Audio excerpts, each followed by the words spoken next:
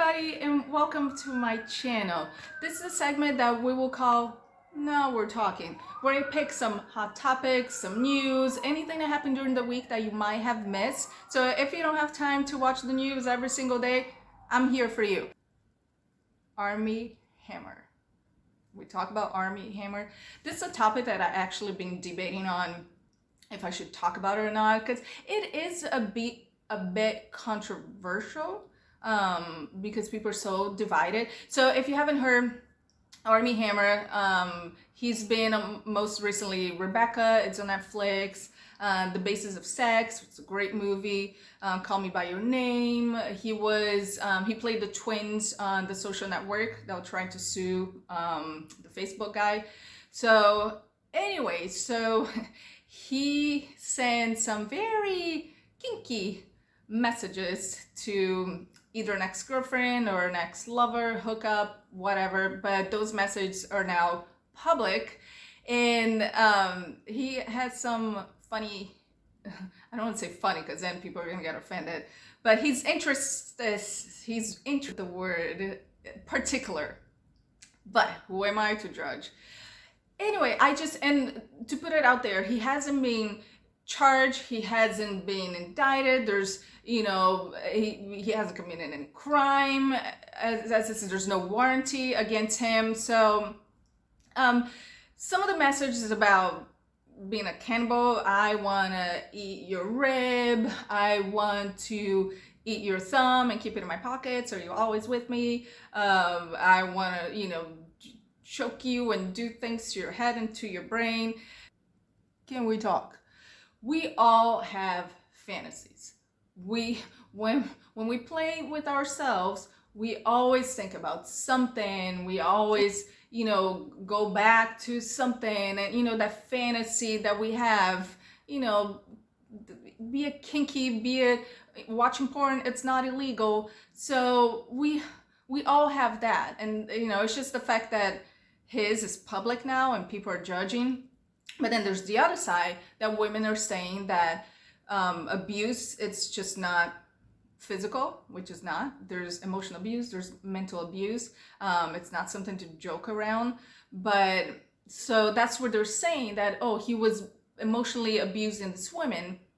But what happened to the conversation when you have a partner and, if a partner, it's, choking me and, too much, and I'll say, hey, that's too much, let's not go there. Or if I get a text message from someone and they're trying to get into the foreplay and it's something that crossed the line, I would say, can we just not, or maybe that's not doing it for me, can we talk about something else? So you like cut the root from the beginning. So I think, once again, for me, is he guilty of anything? No, I don't think so. Will he lose his career? Probably, yeah, if he hasn't already. He got dropped from a couple movies, and he got dropped by his management company. So I think there are people that came back from being canceled that did way worse than Armie Hammer. So I think we just need maybe a break from him. He needs a break from the public, from social media, from sending any text or any DMs to anyone. Armie, shut it. Write it in your diary, man. For now, he just needs to stay out of the limelight. And I get it. He was supposed to be in a movie with Jennifer Lopez. And once again, does J-Lo wants to be associated with that? No. And she has all the right to do it. If she's producing the movie, producers, companies, they're like, we don't want this guy representing us. Fair enough. So I just want to say one last thing about this whole Armie Hammer thing. I never liked the man. He always sent me some iffy vibes about him. When you look at someone's aura and there's this vibe about them that is just not right. And for me, it happened a few years ago. I don't know the exact date, but he posted a video of his baby sucking his big toe. And to say the least, the video was cringy as F. It was so cringy. And it didn't help that he put the caption saying something in the lines of, oh, he really likes sucking it, or he likes sucking that toe, something like that. And for me, I always see, sometimes I see my friends or people that I know on Instagram posting picture of their kids naked on a tub. Why is it always a tub when they're taking a bath? It's like, I don't need to know your kid is taking a bath. Like, I know your kids shower and take baths. Like, why are you posting pictures of them naked on a tub? And I don't care if there's a peach emoji on their private parts or a heart emoji. It's like, why? It's just, there's so many pedophiles out there and creeps, and kids can get raped at any age. Like, why take the chances of posting that on social media? And I always debate, if I ever have kids, like, do I want to go the celebrity route of not even posting their faces, just putting, emojis on their faces or putting their backs to the camera? I like to post pictures of my kids, but would I post a picture of them naked in a tub? Nope. Because I think when they grow up, they were like, Mom, why'd you put that on social media? And once again, there's so many creeps out there that it doesn't matter if there's an emoji on their private part. So that was my rant. But moving on. So I don't know, this story is so interesting. Have you guys ever seen Black Mirror? It's a show on Netflix. It's one of the best shows I've ever seen. It's so good. I'm still waiting for a new season. Netflix, what's going on? It's so good. It's so good. So in China, there's some scientists that they want to put, it's like a chip that goes in your brain. It's as small as a piece of rice. So they put it in your brain and it controls your mood. It will be an app on your phone that you control it. So if you're feeling depressed or sad, or then you put it like, I want to be happy, I want to be ecstatic, I want to be jumping to the moon and back. So you basically control it. Would you guys want that? Going through, people have to go through the grieving process. If you lose someone close to you, that it's healthy to grieve it. And then us women, we get our period, and if somebody says hi to me, when it's that time of the month, like, hi Denise, I'm like, so would I like to change that? Yeah, for sure, of course. But then, when people are like, no, you have to feel the emotions. I was also thinking about antidepressive and, the pills, people popping Prozac, all that stuff.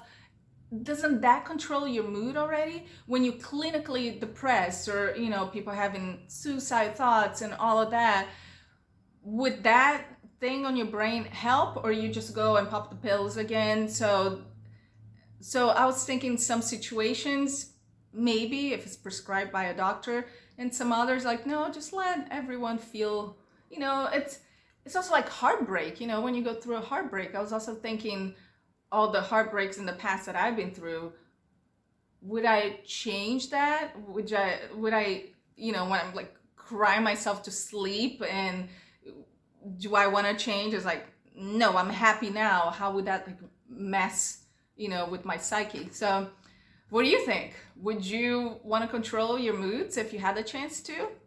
Let me know down below. All right, for our next topic, and this one is dear to my heart because I am such a movie buff. So the Golden Globe nominations just came out last week. I'm a little bit to the game, but I still want to talk about.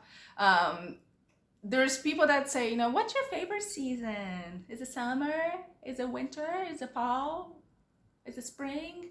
For me, my favorite season, it's award season. And I know it's a different one this year, and last year was different too with the Emmys. I'm just really bummed because the Golden Globes were and are my favorite awards, because it's just like they're all sitting at the round tables, popping champagne left and right, eating, mingling. Like everyone's so close together. Like no one's cranky because the Oscars, no food, no drinking. You got to bring your own flask and to hit the sauce. So it's long. The Golden Globes, it's more laid back. It's it's more fun. So now I wonder how this year it will be. I'm glad Tina Fey and Amy Poehler are back. So anyway, so I won't go through all the nominations. I won't bore you with that. But I just want to give a shout out to the 3 women that were nominated and making history as best directors. Regina King, I love her for One Night in Miami. It's not a movie for everyone. It's based on a play, so the movie felt a lot like a play. Think about dialogue. And a friend of mine even said, it's like, Denise, it was hard to get through. It was really hard. And I was like, I don't blame you. Like, I know. So it's not for everyone, but I love Regina King. She deserves everything. And then Chloe Zhao. She's nominated for Nomadland. I haven't seen it yet, so I don't have a lot of input on it, but good for her representing the Asian community, representing women. And then Emerald Fennell. If you see a picture of her for Promising Young Woman, amazing film, amazing. Anyone watch it. And so she got nominated for Best Director. I think she wrote the movie too. She's something to watch for. If you see a picture of her and you recognize her, fans of The Crown, she plays Camilla Parker Bowles. So you recognize that, when you see her in the whole award season. She's great, like good for her, going from acting to like writing, directing. She's great. So shout out to them. Shout out to Schitt's Creek. I love that show. I think it took way too long to be recognized for people to start watching. So I hope they sweep every award they're nominated for because they deserve it. They did it at the Emmys. I think they're gonna get a bunch of the Golden Globes too. Once again, well deserved. I love Schitt's Creek. Get on it if you haven't even seen it. It's so lighthearted, and you have 3 question marks for the Golden Globes. Hamilton. It was nominated, I think, for Best Picture or Best Musical. Anyway, there's a whole conversation about being nominated for Best Picture at the Oscars. I don't think should. I watch it 3 times. I love that musical. I know all the songs. I love it. But it's not a motion picture. It's personally, and people are gonna hate me for saying it, but it's not a film. It's just, it was a play being recorded. That's it. It didn't have, locations and sets and, and it did so well on Disney Plus. The soundtrack is still popping. It is at the Tonys. It's very recognizable. Like it's got its glory. I just don't think it should be in a category with other films. Sorry. I love Hamilton. And then second question mark. James Corden. James Corden got nominated for Prom. Have you seen Prom? Don't get me wrong, it was longer than I expected. I think it was way too long. But I love Meryl Streep. I love Nicole Kidman. It's just, if you watch his performance, it's not deserved. It's not, and I like James Corden. I think he's a great host. It's probably, one of the best late night shows out there now. It's just his performance was not, and this whole controversy that they should have hired a real, does it sound right? A real gay man, but they should have, hired a gay actor, and that James Corden was way too rainbow unicorn-ish, like too gay. Is there something to say? I'm so sorry, my gay friends. Like, can I say that? So yeah, I don't think he deserved it, And then third one, Emily in Paris. Now, Emily in Paris, I watch in one sitting. It's just, once again, it's one of those shows that you turn your brain off. You don't have to think about anything else. It's cutesy, it's colorful, there's the Paris, the locations, the fashion, and then there's also the whole, now is the French making fun of the American, but does it deserve a Golden Globe? No. I mean, it hasn't gotten one, but it got a nomination. I don't know. And then they were talking about nepotism, because she's the daughter of Phil Collins, and white privilege. So I don't know. I don't think that was it. But once again, when I look at Emily in Paris, why?